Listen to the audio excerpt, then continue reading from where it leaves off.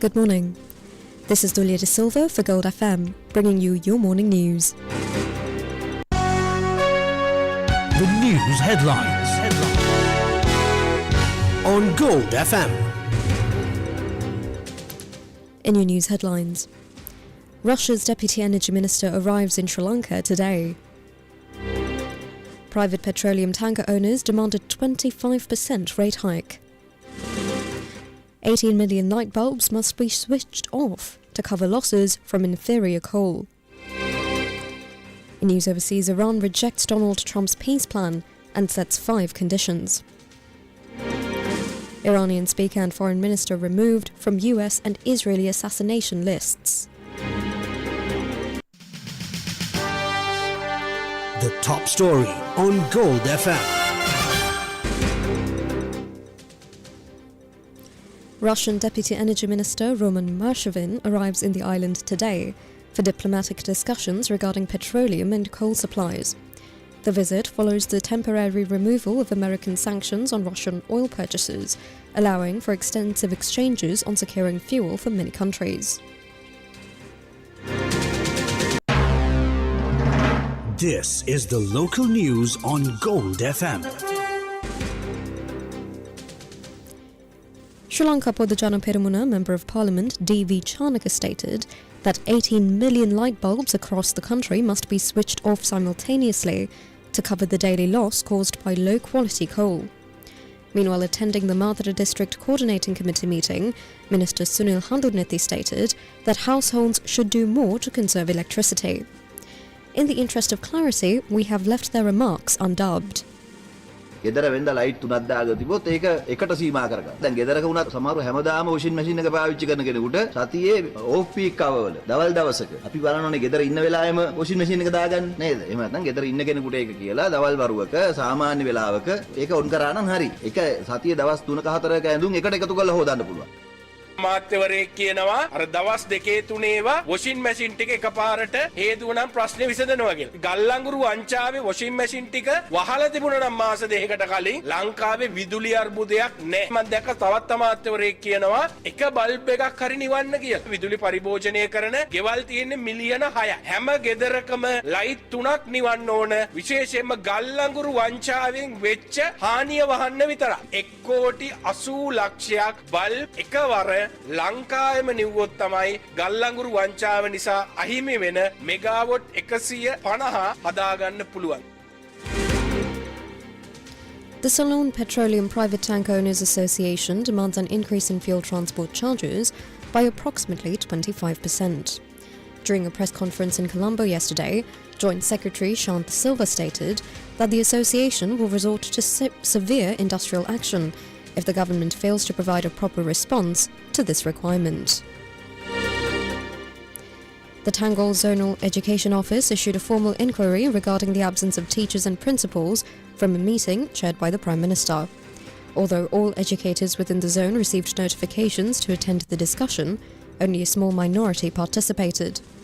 Prime Minister Dr. Harini Amarasuriya led the session at the Tangol Town Hall to address grievances faced by staff working at the Tangol Education Division. Consequently, Tangol Zonal Education Director WASD Kalyani directed a letter to all school heads requiring those who failed to attend to provide explanations. The central bank remains confident that Sri Lanka can absorb any external shocks from the conflict in the Middle East. Speaking to the press yesterday, Central Bank Governor Dr. Nandalal Veerasinghe noted that the inflation target of 5%, which was slated to be achieved in the third quarter of this year, will now be achieved in the second. However, it is expected to stay in that range from there. Speaking broadly about inflation and reserve buffers, he offered these views. In terms of inflation, we have good space for us to absorb this external shock to the inflation because this advantage of running low inflation compared to others. So that's one point. Other point also in terms of reserve buffer compared to where we were during the last couple of years. We were in the highest position, 7.3 billion end of February. This is also a better position. It has created some space for us to absorb this kind of external shock for a period. This prevail a long period, that's still uncertain. But right now we are in a better position compared to reserves and the inflation. And also we don't see any risk to financial system stability. Banking sector, financial sector, we haven't seen any significant impact even with current volatilities in the markets on the energy prices. Right now, I don't think anyone can predict what will happen, but we are seeing some escalation of things. For example, petrol obviously very volatile. There's this highest peak and that has gradually settling down, but at a higher level. The governor was also confident that no curtailments are required yet on outflows. Right now, from our point of view, we don't see any requirement or we don't make any suggestions to restrict capital flows, the imports, remittances, or even outflows. There are no restrictions. We maintain all the what we have relaxed so far, those will prevail. And the adjustment in prices, we certainly take care of adjustment in demand. That's how we see. As per the central bank chief, there is no danger of a slowdown in inflows either. Obviously, as a decline in tourism, arrivals has low by 17% so far. Remittances is almost as same as even a little higher, but see, this kind of situation we see people are sending a little more money for people who are living here. They have not seen that. But going forward, and also we have to see what are the early indicators. That we see the people are coming back. We have not seen any, even from our diplomatic missions, there are no encouragement at all for people to come back. So still they are probably working. There may be some unemployment, but still there's no signs of people coming back in the remittances. In the meantime, the IMF mission arrives in the country today until the 9th of next month. This is to complete the combined 5th and 6th reviews of the country's Extended Fund Facility Programme. This topic was also broached by the press yesterday. Dr. Veerasinghe noted that more significant changes could be expected this time around. IMF mission is there, they will be here to discuss the new situation, and the objective of next mission is to complete the teacher salary agreement for the completion of 2 reviews together. When situation changes in outlook is different, then we have to discuss what are the new policies, what are the new targets. That will have to be discussed during the mission. Even if you compare number of 4 reviews already completed, review after review, there have been changes to the conditions, changing to the circumstances. That will continue to happen. This time changes may be significant than last several reviews because this time is a significant shock. In the meantime, Bloomberg News reported, citing people familiar with the matter, that the International Monetary Fund is currently running scenarios on countries to gauge which economies could be in need of fresh financing if the US-Israeli war in Iran drags on. Police arrested a 31-year-old resident of Ambalangura near the Bandaragama Expressway entrance yesterday for extorting money from a businessman by posing as the officer in charge of the Valana Anti-Corruption Unit via WhatsApp. Investigations revealed that the individual is a former convict, previously imprisoned for drug trafficking, theft, robbery and extortion. Now for some news in brief.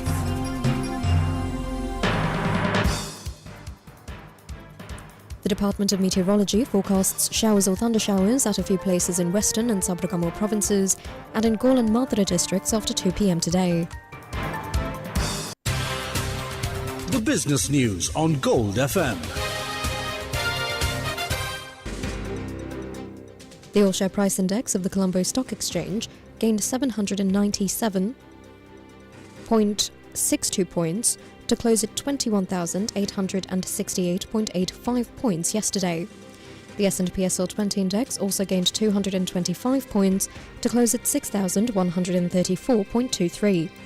Total market turnover was 6.4 billion rupees. International news on Gold FM. Iran formally dismissed a 15-point peace plan from the United States, with senior officials in Tehran insisting that any end to the conflict will be determined solely on their terms. Foreign Minister Abbas Araghchi confirmed that while messages are being filtered through intermediaries such as Pakistan, there is no intention of engaging in direct negotiations with the Trump administration at this time. The Iranian government countered with 5 non-negotiable conditions that must be met before a ceasefire is considered. These demands include a total halt to all military aggression and assassinations, the establishment of formal guarantees to prevent a resumption of hostilities, and the payment of reparation for damages caused during the war. Additionally, Tehran is demanding a comprehensive conclusion to the conflict across all regional fronts involving its allies, and the formal recognition of Iranian sovereignty over the Strait of Hormuz to ensure compliance. The dismissal comes despite claims from the White House that the military operation, dubbed Epic Fury, is ahead of schedule, and that the Iranian leadership is secretly desperate for an exit ramp. The White House says the US military is systematically dismantling Iran's defense capabilities, marking a massive escalation in the Middle East. Operation Epic Fury is now in its 4th week, and officials claim American forces significantly degraded the Iranian Navy. While peace talks temporarily were initiated according to the US, the rhetoric from Washington remains uncompromising. White House Press Secretary Caroline Leavitt delivered a stark update. Turning to the ongoing military operations in Iran, the United States military continues to decimate the terrorist Iranian regime's offensive and defensive capabilities. Just over 3 weeks in, it's abundantly clear that Operation Epic Fury has been a resounding military triumph. More than 9,000 enemy targets have been struck to date. Compared to the start of the operation, Iran's ballistic missile attacks and drone attacks are down by roughly 90%. The United States is also annihilating the Iranian regime's navy. We have destroyed more than 140 of their naval vessels, including almost 50 mine layers. This is the largest elimination of a navy over a 3-week period since World War II. Again, let me reiterate, this is the largest elimination of a navy on the face of the planet in a 3-week period since World War II.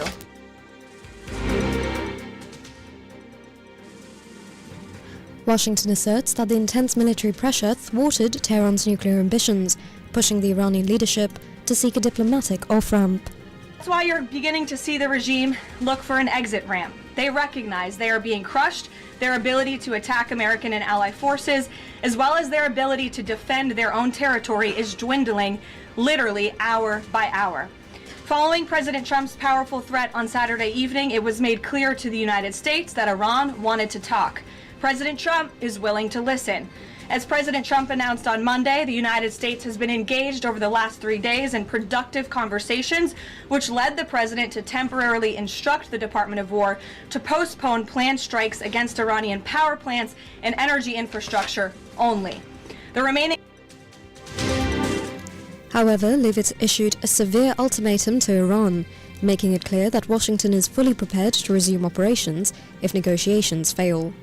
If Iran fails to accept the reality of the current moment, if they fail to understand that they have been defeated militarily and will continue to be, President Trump will ensure they are hit harder than they have ever been hit before.